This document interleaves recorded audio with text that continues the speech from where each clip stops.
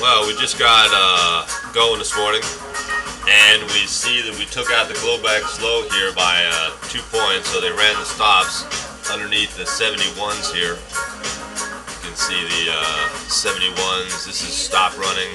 We missed this trade. Not that it was a huge, great trade, so we should get a retest. We got our point in a quarter, though. We'll look for a retest and see if we can't find some cross trade down around the lows here. One thing that gives me an idea that we'll have a balanced day today is we have a pretty big opening initial balance range from 1390s all the way down to 1375s with an extension in the C period down below Globex's low. So this is an asymmetrical opportunity down here, although the positioning would have been nice to get the 68s or 69s. I don't see any easy entry if you miss the 68s or 69s. I mean, you could go long here at 7150. Let's go long at 7150, even though we missed the entry, and see how we can manage the trade. And of course, we'll follow our typical protocols.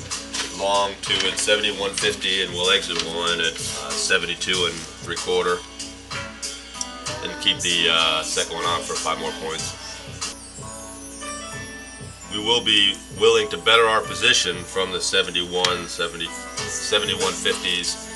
If we do retrace back down toward the low in the 69s, but for now we're going to hold on to the 7150s. While we're attempting to get filled here on the first contract, there it is. We'll put our hard stop now in at our break even. That is sell the other one at 7150, and our target is 78. Our hard stop is here at 7150, but they only take it down to 7175, so we're still looking for our target at 78.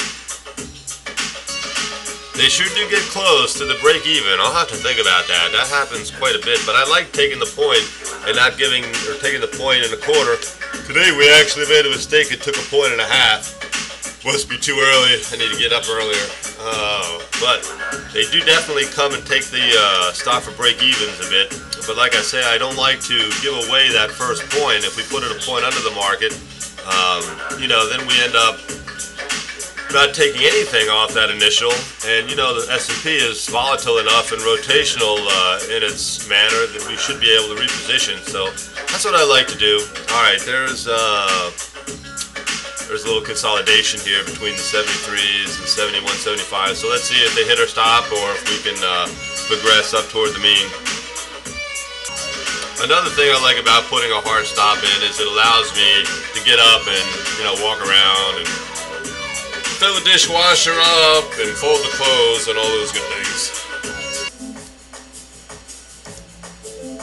I have to move that to another screen. Sorry about that interruption with that portfolio little pop-up. While we're being patient here trying to catch our 78 target, that's 5 points above our first offset. It's 6 1/4, actually 6.5 points from our first offset. And we'll keep an eye out here for cross trade if in fact we do have to maybe reassess our exit. We don't want to give profit away. I don't have a trailing stop strategy that makes any particular scientific sense. It's in the back of my mind. Maybe I should move it to the front of my mind. Should move it to the prefrontal lobes. But anyway, for now, we're going to stand put with our 78 exit. We see them hitting the offer, hitting the ask here. You can see that on this chart. You can also see it on the bid-ask chart.